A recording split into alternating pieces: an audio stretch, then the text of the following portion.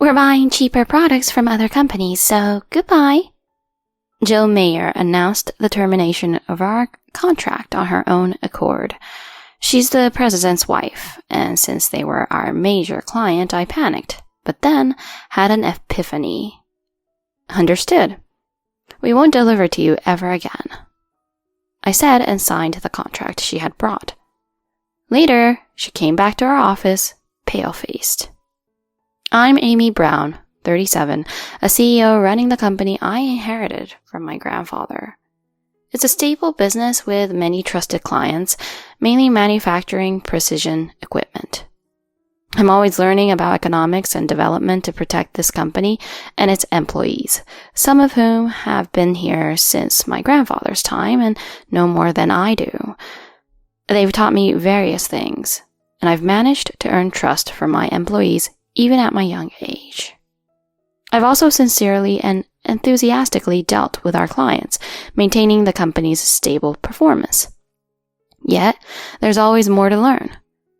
I must keep learning to earn their trust even more. Then one day a crisis occurred. It started because of the wife of the president of one of our biggest clients. My husband said he's had a long relationship with this company, but I didn't know it was run by a young girl like you. Jill Mayer, the wife of the president from a major contracting company we've had since my grandfather's era, assessed me. It was on the day of a Christmas party organized by her husband. It was a large event gathering all associated companies, not just a regular Christmas party. I attended as invited, mingling as my grandfather advised. That's when she appeared, claiming to be acting on behalf of the president, though she rarely involves herself in the management. It was our first meeting. After a brief greeting and expressing my gratitude for their patronage, she unexpectedly commented, I don't know what tricks you used to deceive my husband, but you might regret it someday. Confused by her words, she left to chat up another company's president, much more amiably than with me, leaving me to wonder why she disliked me so in such a short time. The Christmas party ended with me feeling unsettled, and I decided not to attend the after party, but instead visit my family, where my parents and grandparents live. I often consult my grandfather, so I decided to go home to talk to him. When I arrived, I apologized for my late visit. They welcomed me warmly and told me that my grandfather was still awake. I went to his room and spoke to him about what Jill has said and her personality. He described her as perfect, a devoted wife with a son, supporting her husband. This left me more confused about her. A few days after the party, Jill showed up at my company and announced, surprising my employees and my secretary. And being away, I had her wait, which seemed to make her angry. I'm the wife of the president of one of your major clients. Do you think this treatment is acceptable? Leaving a company in the hands of a young girl like her is simply ridiculous. To me, her unannounced visit was more ridiculous, but I couldn't say that not being there. My secretary was apparently scolded by her. When I hurried back, Jill had already left, and I told my secretary I would apologize to her later. Eventually, I arranged to meet Jill. On the day of the appointment, I was expecting the president, but found her sitting arrogantly at his desk instead. I apologized for not being able to see her the other day. I was ready to hear her out when she surprisingly said, We're buying cheaper products from other companies. So, goodbye. I was taken aback and couldn't find words to respond immediately.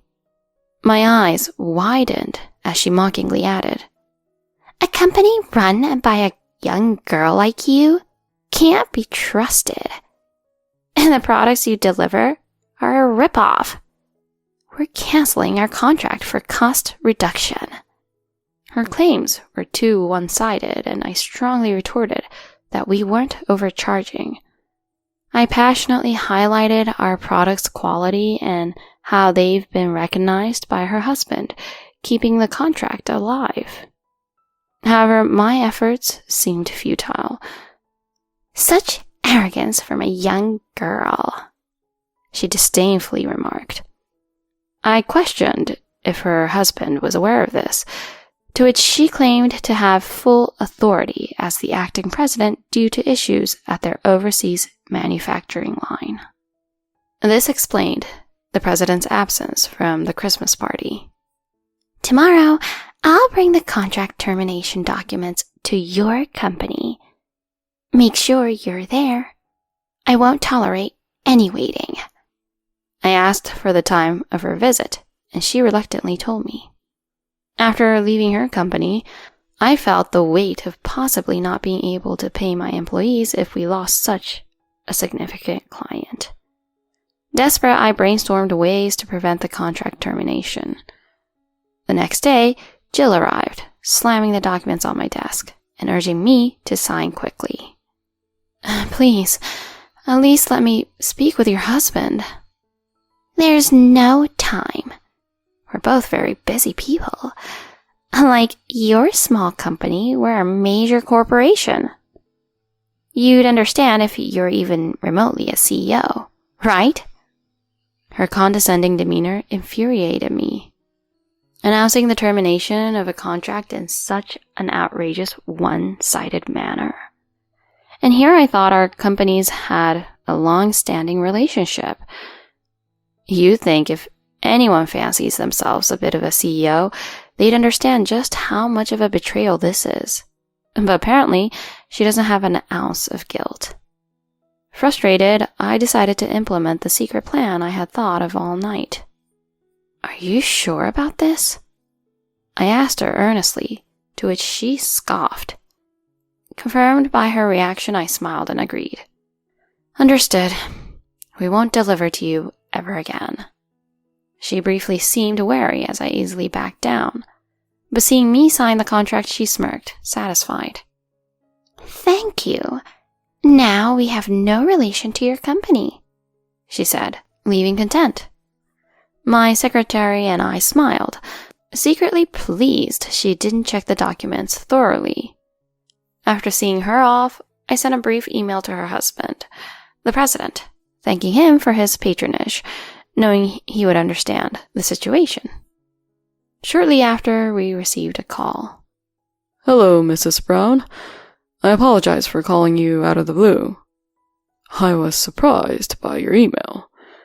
What exactly is going on?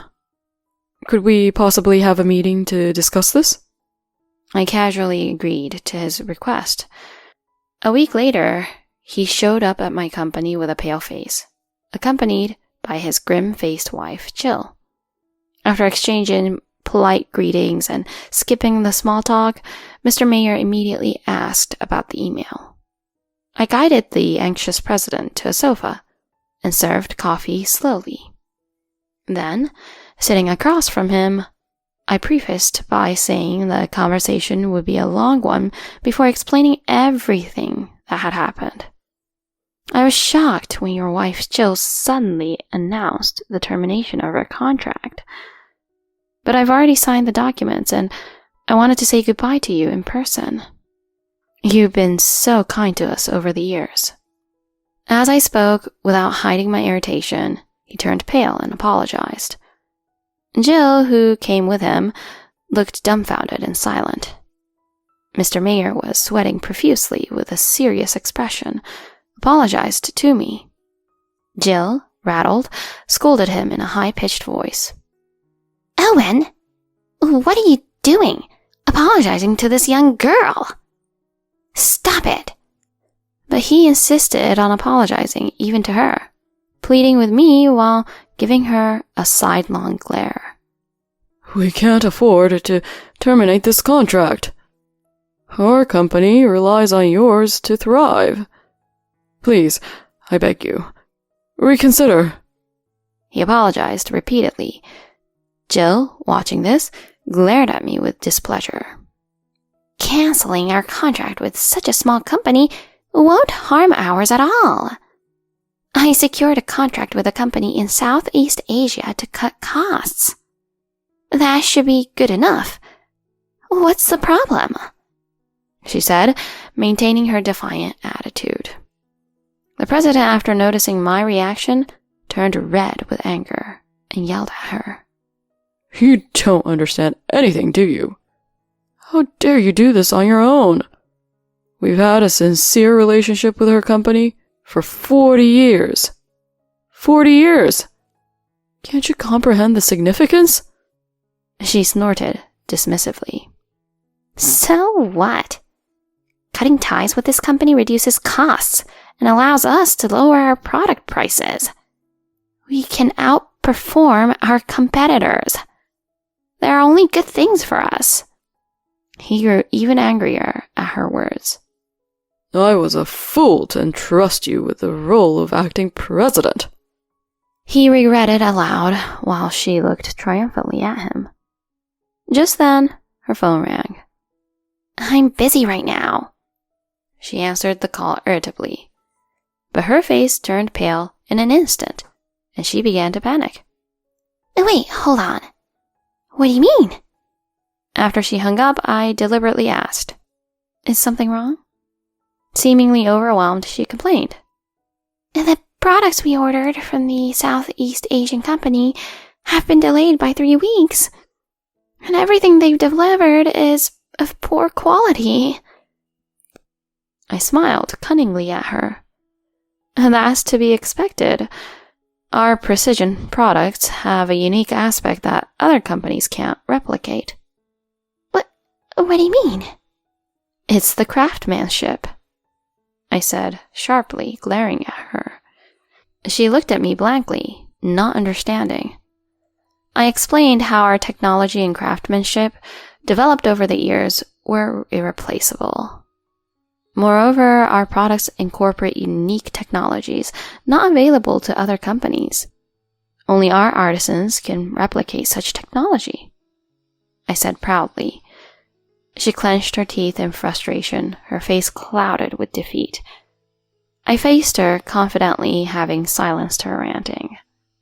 Now she looked down, sulking like a child. I asked why she had taken such actions. She defiantly began to explain. Because I wanted my son to inherit our company, but my husband opposed it and suggested his brother instead. It turns out her plan was for her son's sake. He was described as shy and bad at asserting himself, and Jill had devised a plan to make him president. The plan required her to reign as president in the meantime, and the overseas trouble seemed like a perfect opportunity.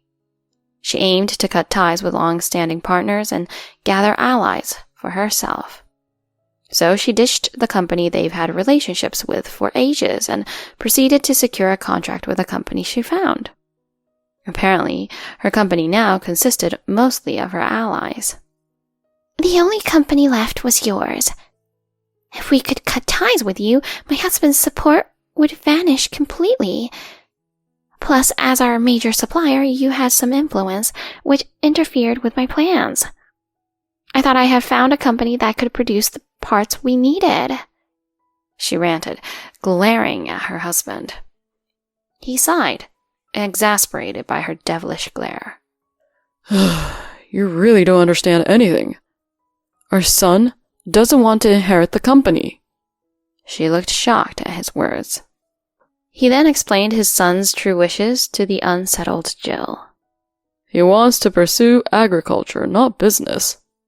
He even said he wants to attend the College of Agriculture instead of studying economics. That's why I was going to ask my brother to inherit the company. That's a lie. It's true. Look at this. He insisted, showing her his phone. It showed a message from his son celebrating his acceptance into the College of Agriculture, alongside a photo presumably taken in front of the university. Jill looked at the photo intently, then suddenly hung her head, seemingly deflated. Mr. Mayer then turned to me with a pleading look. Please, I will spend my lifetime making amends for this indiscretion. Could we possibly renegotiate the contract? I decided to help him. Well, if Jill is no longer involved in management in the future, we can pretend this contract termination never happened. He cheered at my words, while Jill, seemingly unable to hide her frustration, glared at me and insisted the termination documents remain valid. I won't invalidate the termination documents. My son will be president no matter what. She was clearly being stubborn. I advised her to double-check the contract documents. I had my secretary bring over the copy she had given us.